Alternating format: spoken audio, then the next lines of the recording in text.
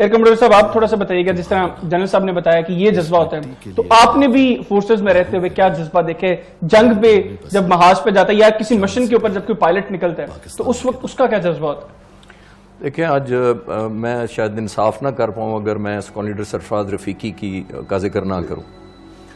میں آپ کو کوئک بتاتا ہوں، یہ تھوڑی سی لانگ ہے لیکن میں اس کو کٹ شارٹ کرتا ہوں. جنگ جو ہی شروع ہوئی دوپہر کو 1 بجے 6 ستمبر کو حکم ملا 3 ڈفرینٹ اسکواڈرنس کو، ایک پشاور میں 19 اسکواڈرن کو جو سجاد حیدر صاحب کا اسکواڈرن تھا، یہاں ایم عالم سرگودا میں اور سرفراز رفیقی بھی سرگودا میں. ان کو 3 رن وے دیے گئے. پٹھان کوٹ دیا گیا، سجاد حیدر کو پشاور سے اٹیک کرنا تھا، آدم پور کرنا تھا ایم عالم نے سرگودا سے، اور ہلواڑا اٹیک کرنا تھا سرفراز رفیقی نے. کمپلیٹ سرپرائز کیا. سجاد حیدر پشاور سے آئے اور پٹھان کوٹ کو تباہ کر دیا 8 جہازوں کے ساتھ، اور 8 کی ٹکڑیاں ہونی تھی.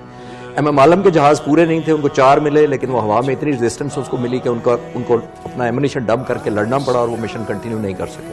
اب میں آتا ہوں اصل بات جو سرفراز رفیقی، جب 4 بجے جہازوں پہ پہنچے جو کہ ٹائم تھا، تو پتہ لگا کہ تمام جہاز سیالکوٹ سیکٹر اور لاہور سیکٹر میں قبضے کے لیے گراؤنڈ فورسز کو سپورٹ کرنے کے لیے گئے ہوئے ہیں. تو ان کو جہاز ہی نہیں ملے، ایک بھی جہاز تیار نہیں تھا ان کے لیے. انہوں نے انتظار کیا، شام ڈھلے. ایئر ہیڈ کوارٹر نے پھر بھی کہا کیونکہ ہلواڑا بچا ہوا ہے اور وہ بڑا امپورٹنٹ رن وے تھا، اس کو تباہ ضرور کرنا ہے. تو بجائے 4:15 بجے ٹیک آف کرنے کے، یہ 5:15 بجے جو کہ 5 منٹ کا ٹارگٹ کے اوپر ٹائم دیا گیا تھا، تو 5:15 یہ سرگودا سے روانہ ہوتے ہیں. اور صرف 3 جہاز، وہ 3 جہاز سیسل چودھری، فلائی لیفٹیننٹ یونس اور سرفراز رفیقی ان کے لیڈر تھے، اور وہاں پہنچتے ہیں تو ان کو انگیج کر لیا ہلواڑا کے اوپر. ان کے کو 7 جہاز انتظار کر رہے تھے کیونکہ سرپرائز ختم ہو چکا تھا. آپ جذبے کی بات کر رہے ہیں، میں انہی جذبوں سے بتانا چاہ رہا ہوں، بغیر تھیوری کی جگہ میں پریکٹیکل بتاتا ہوں. 2 جہازوں کو سرفراز رفیقی نے مارا، ایک کو سیسل نے مارا. اس دوران سرفراز رفیقی کی گن جام ہو گئی، میزائل فائر کر چکے تھے. یہ مورلی، ایتھیکلی، ملٹری رول کے پوائنٹ آف ویو سے ہمارا یہ قانون ہے کہ no weapons, no fight and no staying in the area. وہ آرام سے نکل کے آ سکتے تھے تاکہ وہ اپنی بھی جان بچاتے، جہاز بھی بچاتے.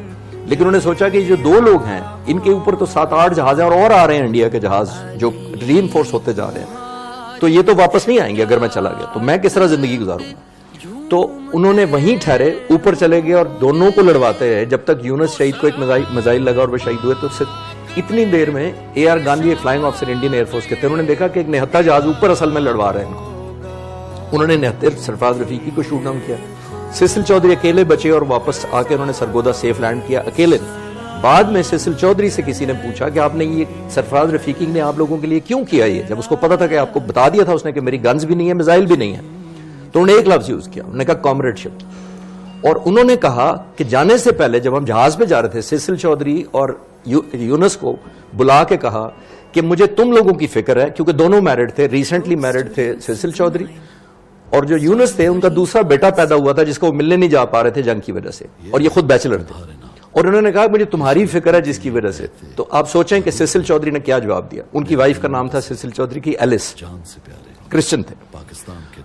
انہوں نے کہا کہ مجھے پتا ہے ایلس مجھے کبھی معاف نہیں کرے گی. یہ سرفراز رفیقی کہہ رہے ہیں جانے سے پہلے 8 جہازوں کی جگہ 3 جا رہے ہیں، یہ ذہن میں رکھے. سرپرائز ایلیمنٹ ختم ہو چکا ہے اور شام ہو چکی ہے، لیٹ بھی ہوتے جا رہے ہیں.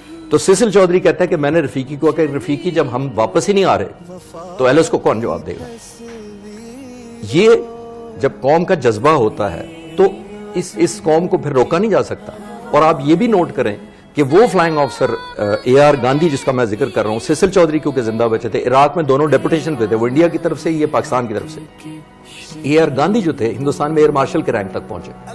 کہتے سیسل چودھری نے بتایا کہ جب میں عراق میں ان سے ملا تو انہوں نے میرا اپنی فیملی سے تعارف کرایا کہ یہ اس کامبیٹ کے فاتح ہیں سیسل چودھری، کیونکہ یہ وکٹر تھے اس لڑائی میں. ہمیں انہوں نے اتنا مارا، مطلب کیونکہ بعد میں اے آر گاندھی کا بھی جہاز شوٹ ہو گیا اور اس کا ایک ساتھی تھا، اس کا بھی شوٹ کیا انہوں نے جہاز. تو میں بتانا کیا چاہ رہا ہوں کہ جب یہ جذبہ سرفراز رفیقی جیسے لوگ لیڈر ہوں اور اپنی فکر نہ کریں، میرا خیال ہے ایسی قوم کو آؤٹ نمبر کرنا یا وہ جو جیسے ہم شروع سے بات کرتے آ رہے ہیں بہت بڑا ایلیمنٹ ہے جو شاید میئر نہیں کیا جا سکتا. مجھے یاد ہے کہ جس وقت یہ کارگل کا محاذ وہاں پر فوجیں آمنے سامنے تھیں، ہم اس وقت اسٹوڈنٹ تھے، تو ہمیں کسی نے یہ کہا کہ جو جنگی جہاز ہے اس کو کوئی بٹا بھی مارے، پتھر بھی مارے تو یہ گر جاتا ہے.